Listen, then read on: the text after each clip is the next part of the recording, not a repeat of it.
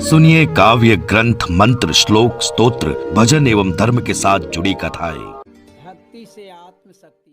कृष्णाय वासुदेवाय हरे परमात्मने प्रमत कृष्णाय गोविंदाय नमो नमः।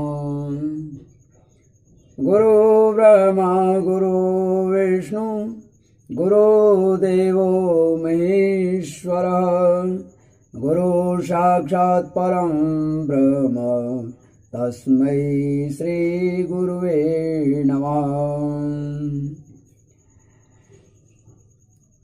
सरस्वती महाभागे विद्ये कमललोचने विश्वरूपे विशालाक्षी विद्यां देहि नमस्तुते।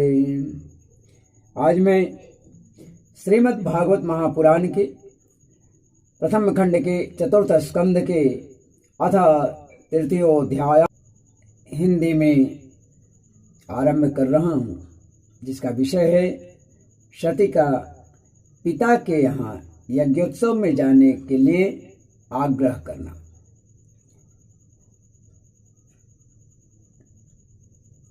इस विषय पर आज मैं आप सबों से भागवत के अनुसार बात करूंगा। चूँकि मैंने पूर्व में ये कथा बतलाया कि सती ने योग अग्नि में अपने को क्यों जलाया, और जब मैत्रेय जी से विदुर जी ने जब प्रश्न किया कि भगवान शिव दक्ष के जामाता थे, लेकिन दक्ष भगवान शिव से क्रोधित क्यों हुए, अपमानित क्यों किए, दक्ष अपमानित क्यों किए भगवान शिव को, इन कथाओं के बारे में मैंने बतलाया। तब अब उसके आगे की ये कथाएं हैं कि आखिर बात ऐसी क्या थी जिसके फलस्वरूप सती को शरीर का त्याग करना पड़ा, वो भी कौमार्य समय में। इन्हीं की यही कथा मैं आज तृतीय अध्याय में हिंदी के रूप में दे रहा हूँ। मैत्रेयवाच, मैत्रेय जी कहते हैं कि सदा विद्वेष तोरेवं कालो वै ध्रियमाणयो जामातु स्वसुरस्यापि सुमहानति चक्रमे। विदुर जी, इस प्रकार उन ससुर और दामाद को आपस में बैर विरोध रखने से, बैर विरोध रखते हुए बहुत अधिक समय निकल गया, काफी लंबा समय बीता। इसी समय ब्रह्मा जी ने दक्ष को समस्त प्रजापतियों का अधिपति बना दिया।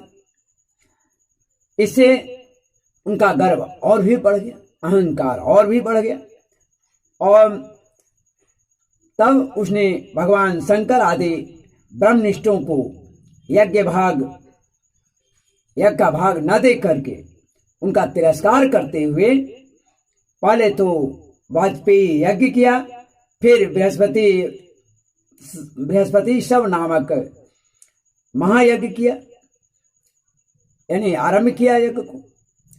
तो उस यज्ञ उत्सव में सभी ब्रह्मर्षि, देवर्षि, पितर, देवता आदि सभी को उन्होंने आमंत्रित किया, और भी अपनी जामाताओं को, अपनी पुत्रियों को आमंत्रित किया, अपनी अपनी पत्नियों के साथ सभी पधारे भी। उसने उन सब ने मिलकर वहां मांगलिक कार्य संपन्न किए, और दक्ष के द्वारा उन सब का स्वागत सत्कार भली भांति हुआ। इन सारे कार्य स्वयं ही अपने दक्ष राज खुद ही अपनी देखरेख में करवा रहे थे। उसी समय जब आकाश मार्ग से जाते हुए देवता आपस में जब उस यज्ञ की चर्चा करते जाते थे, तो उस समय उनके मुख से ये दक्ष कुमारी सती ने अपने पिता के घर होने वाले यज्ञ की बात भी सुनी, अब कि वहां यज्ञ हो रहा है।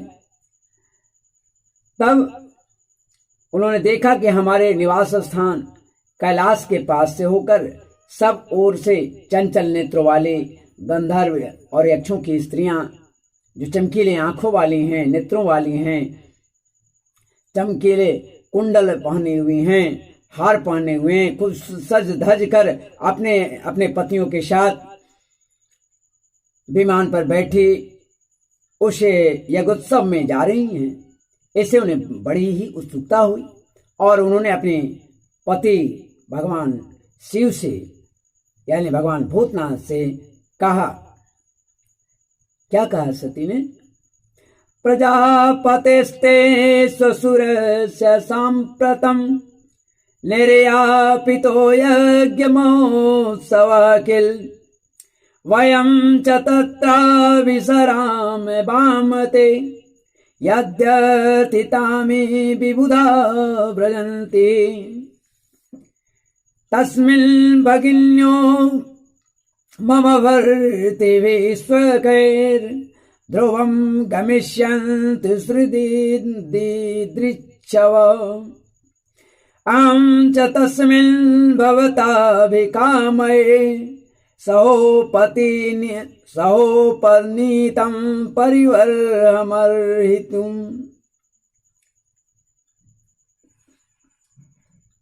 मां भगवती सती ने कहा कि वामदेव भगवान शंकर, सुना है इस समय हमारे आपके ससुर जो दक्ष प्रजापति हैं, दक्ष प्रजापति के यहाँ बड़ा भारी यज्ञ हो रहा है, यज्ञोत्सव हो रहा है। देखिए सब देवता वहीं जा रहे हैं, ये देवियां वहीं जा रहे हैं। यदि आपकी इच्छा हो तो हम भी चलें। तब उस समय स्थिति थी कि भगवान शिव मां सती का भी परित्याग कर दिया था। रामायण में यह कथा आती है कि जब राम सीता जी की विरह में भटक रहे थे तब भगवान शिव प्रणाम किया था और उनके प्रणाम करते ही उनको बड़ा आश्चर्य हुआ कि ये भगवान को नारायण और विश्वात्मा का करे प्रणाम कर रहे हैं, ये तो नर रूप हैं। अगर स्वयं नारायण थे तो फिर ये नारी विरह में कातर क्यों हो करके हे कग मृग हे मधुकर श्रेणी तुम देखी सीता मृगणेणी गुंजत चंचरिक मधुकर लोभा। व्याकुल स्थिति में भगवान राम कातर स्वरों में पुकार रहे थे। लोग जड़ चेतन से पूछते चल रहे थे। तो इन चीजों को देखकर मां सती को विश्वास नहीं होता था कि प्रभु श्री राम स्वयं आदि पुरुष नारायण के ही अवतार। फलतः इनको मन नहीं माना और इन्होंने भगवान शिव की आज्ञा ले परीक्षा के लिए चले गए और इन्होंने सीता का वेश बना लिया था। और जब वे लौटे तो भगवान शिव जब पूछे तो झूठ बोल गए। परिणामतः भगवान ध्यान लगाकर देखा तो सती किन्ने सीता कर वेशा, सती जो थी सीता का वेश बनाई थी। इसीलिए उन्होंने कहा कि अगर मैं इनसे प्रेम करूं तो ये माता का शरीर धारण किए हैं हमारे, तो यह नैतिक कार्य होगा। और उन्होंने त्याग किया था, लेकिन रह रही थी वहीं। और जब उनके पास आई तो सम्मुख आसन दिन्हा, माता का आसन सम्मुख सामने होता है, इसलिए वाम भाग में न देखकर सम्मुख दिया था, जिससे इसी से सती समझ भी गई थी, लेकिन दुखी थी। और उसी समय ये यज्ञ भी हो रहा था। तो अब ये भगवान शिव से इस तरह की बात उन्होंने कहा कि ये सब देवता वहीं जा रहे हैं, आपकी इच्छा हो तो हम भी चलें। समय अपनी आत्मियों से मिलने के लिए मेरी बहनें भी अपने अपने पतियों के सहित वहां अवश्य आएंगी। मैं भी चाहती हूं कि आपके साथ वहां जाकर माता पिता के दिए हुए गहने कपड़े आदि उपहार स्वीकार करूं। वहां अपने पतियों से सम्मानित बहनों, मौसियों और स्नेह हृदया स्नेह हृदय वाली जो माता है, जननी है, उसको देखने के लिए मेरा मन बहुत दिनों से उत्सुक है, ऐसा उन्होंने कहा। हे कल्याण में इसके सिवा वहां महर्षियों का रचा हुआ श्रेष्ठ यज्ञ भी देखने को मिलेगा। अजन्मा प्रभु, आप जगत की उत्पत्ति के हेतु हैं। आपकी माया से रचा हुआ यह परम आश्चर्यमय त्रिगुणात्मक जगत आप में ही भास रहा है, दिख रहा है, किंतु मैं तो स्त्री स्वभाव होने के कारण आपके तत्वों से अनभिज्ञ हूं और बहुत दीन हूं। इसलिए इस समय अपनी जन्मभूमि देखने को बहुत उत्सुक हो रही हूं। आगे और भी कहती हैं, जब मैं बतलाऊंगा कि जब बहुत प्रयास की तब भगवान ने कहा कि यद्यपि पिता माता गुरु के घर बिन बुलाए जाया जाता है, तत्पि विरोध मान कर को तहां जाय कल्याण न हो। फिर भी अगर वहां विरोध कोई मानता हो तो वहां जाने से कल्याण नहीं होता है, अपमानित होना पड़ता है। ये बात उन्होंने भी कहा, उन्होंने भगवान शिव ने कहा था, कह दिया है, जो कि आगे आपको पता लगेगा। तो आगे वो कहती हैं मां भगवती, पश्य प्रयांतेर भवान्योषितोऽप्यलङ्कृताकान्त सखा वरूथश याशां व्रजद्भिषिति कण्ठमण्डितं नमो विमाने कलंसे पांडुभि। हे जन्म रहित नीलकंठ, देखिए इनमें कितनी स्त्रियां तो ऐसी हैं जिनका दक्ष से कोई संबंध नहीं है, कोई रिश्ता नाता नहीं है, फिर भी वे अपने अपने पतियों के साथ खूब सज धज कर झुंड की झुंड वहां जा रही हैं। वहां जाने वाले इन देवांगनाओं को के राजहंस के समान श्वेत विमान से आकाश मंडल कैसा सुशोभित हो रहा है। हे सुरश्रेष्ठ, कथं सुताया पितृगेह कौतुकं निशम्य देह सुवर्य निंगते अनाहुतायप्यद्भियन्ति सौहृदं वर्तुर्गुरुर्देय कृत सकेतनम्। हे सुरश्रेष्ठ, हे भगवान, ऐसी अवस्था में अपने पिता के यहाँ उत्सव का समाचार पाकर आपकी बेटी का शरीर उसमें सम्मिलित होने के लिए क्यों न छटपटाएगा, उसकी बेटी का शरीर उसमें सम्मिलित होने के लिए क्यों नहीं छटपटाएगा। पति, गुरु और माता पिता आदि सुहृद के यहाँ तो बिना बुलाए भी जा सकते हैं, अतः हमें जाने की अनुमति दीजिए, आप साथ दीजिए। अतः हे देव, आप मुझ पर प्रसन्न हो, आपको मेरी यह इच्छा अवश्य पूर्ण करनी चाहिए। आप बड़े करुणामय हैं, तभी तो परम ज्ञानी होकर भी आपने मुझे अपने आधे भाग में स्थान दिया है। अब मेरी इस याचना पर ध्यान देकर मुझे अनुग्रहित कीजिए। मां भगवती की बात शांत भाव से भगवान शिव सुनते रहे, मुस्कुराते रहे। मैत्री जी कहते हैं कि प्रिया सती जी के इस प्रकार प्रार्थना करने पर अपने आत्मियों का प्रिय करने वाले भगवान शंकर को दक्ष प्रजापति के उस मर्म भेदी दुर्वचन रूप बाणों का स्मरण होया जो ब्रह्म सभा में दक्ष ने कहा था। भगवान शिव और दक्ष प्रजापति का मनोमालिन्य जो दूसरा अध्याय मैंने दिया था उसमें मैंने इसका वर्णन किया है। वो कटु बात भगवान शिव को याद आ गया। उन्होंने समस्त प्रजापतियों के सामने कहे थे जो बात, वो उन्हें स्मरण हुआ। तब वे हंस कर कहे, भगवान शंकर ने कहा कि हे सुंदरी, तयोदितं सोवर्ण में वसोवणे अनाहुतायप्यभियन्ति बन्धुषु ते यद्यनुत्पादित दोष दृष्टयो बलीयशानात्म्यस्मदेन मन्युना। भगवान शंकर ने कहा कि सुंदरी, तुमने जो कहा कि अपने बंधुओं के यहाँ बिना बुलाए भी जाया जा सकता है, सो तो ठीक है, किंतु ऐसा तभी करना चाहिए जब उनकी दृष्टि अतिशय प्रबल देहाभिमानियों से उत्पन्न हुए मद और क्रोध के कारण दोष से युक्त न हो गई हो, तभी ऐसा करनी चाहिए। विद्या, तप, धन, सुहृद, शरीर, युवावस्था और उच्च कुल, ये 6 सत्पुरुषों के तो गुण हैं, परंतु नीच पुरुषों में यही आभूषण जो है अवगुण बन जाते हैं, यही गुण अवगुण बन जाते हैं।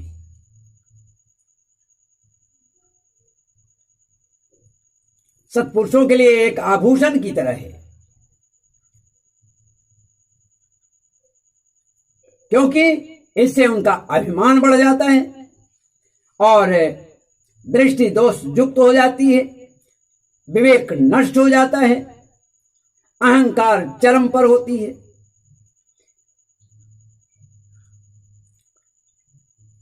तो ये स्थिति होती है कि बुद्धि शक्ति जो है नष्ट हो जाती है।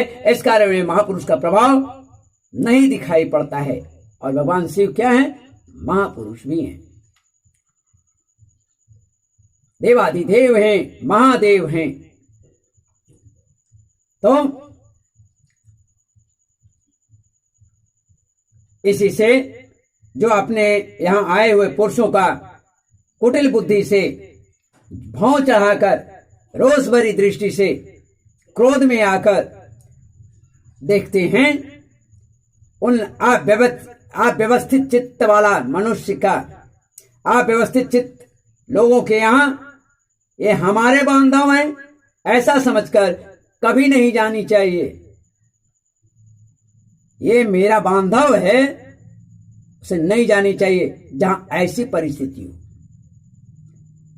देवी शत्रुओं के बाणों से बिध जाने पर भी ऐसी व्यथा, ऐसी दुख, ऐसी कष्ट नहीं होती है जितना जैसी अपनी कुटिल बुद्धि स्वजनों के कुटिल वचनों से होती है, कठोर वचनों से होता है, अपने लोगों से के कठोर वचनों से होता है, अपने लोगों के द्वारा किए गए अपमान से होता है। क्योंकि बाणों से शरीर छिन्न भिन्न हो जाता है, लेकिन उसके घाव भर जाते हैं।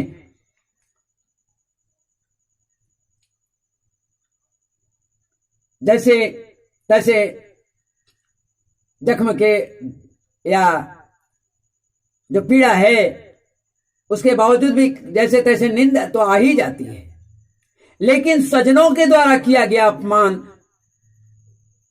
स्वजनों के द्वारा दी गई पीड़ा से किसी भी उपाय कर लेने पर नींद तक नहीं आती है। इसलिए ऐसे जगह पर नहीं उपस्थित होनी चाहिए। इसलिए मैं तुम्हें बार बार समझाता हूं, वहां यहां जाना ठीक नहीं है। किंतु आगे कहते हैं कि जैसे तैसे निद्रा आ जाती है, लेकिन कुवाक्यों से मर्म स्थान बिंध जाने पर मनुष्य हृदय की पीड़ा से दिन रात बेचैन रहता है। आगे फिर कहते हैं प्रभु कि व्यक्तान्तमुत्कृष्ट गते प्रजापते प्रियात्म जानामसि शुभ्रु सम्मता अथापि मानं न पितु प्रपत्स्यसे मदाश्रयात् कः परितप्यते यतः। हे सुंदरी, अवश्य मैं यह जानता कि तुम परमोन्नति को प्राप्त हुए दक्ष प्रजापति को अपनी कन्याओं में से सबसे अधिक प्रिय हो, तथापि फिर भी मेरी आश्रितता होने के कारण, मेरी पत्नी होने के कारण, मेरी भार्या होने के कारण तुम्हें अपने पिता से मान नहीं मिलेगी, क्योंकि वे मुझसे बहुत जलते हैं, मुझसे चिढ़ते हैं, मुझसे वे ईर्षा करते हैं। जीव की चित्तवृत्ति के साक्षी अहंकार शून्य महापुरुषों की समृद्धि को देखकर जिसके हृदय में संताप और इंद्रियों में व्यथा होती है, वह पुरुष उनके पद को तो सुगमता से प्राप्त कर नहीं सकता। बस दैत्यगण जैसे श्री हरि से देश मानते हैं, वैसे ही उनसे कुढ़ता रहता है। भगवान आगे फिर कहते हैं, समझाते हैं मां सती को कि हे सुमध्य, तुम कहती हो कि आपने प्रजापतियों की सभा में उनका आदर क्यों नहीं किया। तुम कहती हो कि आपने प्रजापतियों की सभा में उनका आदर क्यों नहीं किया। सो ये सम्मुख जाना, नम्रता दिखाना, प्रणाम करना आदि क्रियाएं जो हैं ये लोक व्यवहार में ठीक है। ये जो है लोक व्यवहार में ठीक है। लोक व्यवहार में ही परस्पर किया जाता है। किसी पद पर आसीन हो वहां पर थोड़ी समस्या होती है, तत्वज्ञानियों के द्वारा बहुत अच्छे ढंग से की जाती है। वे अंतर्यामी रूप से सबके अंतःकरण में स्थित परम पुरुष वासुदेव को ही प्रणाम आदि करते हैं। दयाभिमानी पुरुष को नहीं करते हैं। जो नम्र हो, जो भगवान है, उनको प्रणाम किया जाता है, न कि अभिमानी को प्रणाम किया जाता है। और तुम्हारा पिता अभिमानी थे, अभिमान बस वो कर रहे थे। तो कहते हैं कि परम पुरुष वासुदेव को ही प्रणाम आदि करते हैं, दया अभिमानी पुरुष को नहीं। विशुद्ध अंतःकरण का नाम ही वासुदेव है। जिसका हृदय बिल्कुल विशुद्ध है, शुद्ध है, स्वच्छ है, साफ है, वही वासुदेव है। और इस श्री हरि के अलावा किसी में प्राप्त नहीं है, क्योंकि उसी में भगवान वासुदेव का अपरोक्ष अनुभव होता है। और शुद्ध चित्त में स्थित इंद्रियातीत भगवान वासुदेव को ही मैं नमस्कार किया करता भी हूं। आगे कहते हैं कि इसीलिए प्रिय क्या तत्ते निरीक्षो न पिता पिदे कृद दक्षो ममाद्विट तदनो व्रताश्च ये यो वे